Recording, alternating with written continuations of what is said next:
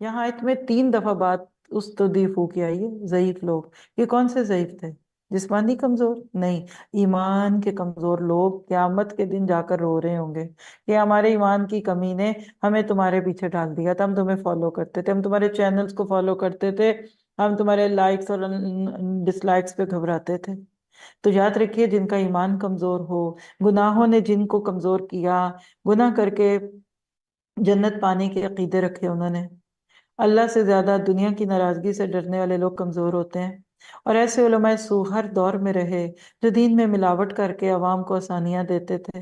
کسی نے نماز کو ہٹانا چاہا، کسی نے سود کو، کسی نے حجاب کو، اور لوگوں کو جھوٹی تسلیاں دیتے ہیں کہ تم فکر نہ کرو، ہم تمہارے گناہ بخشوا لیں گے۔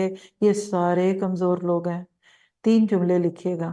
جسمانی کمزوری عذر کا باعث بنتی ہے، بیمار ہیں، طبیعت ٹھیک نہیں، ٹھیک ہے، عذر ہے، اللہ معاف کرے گا۔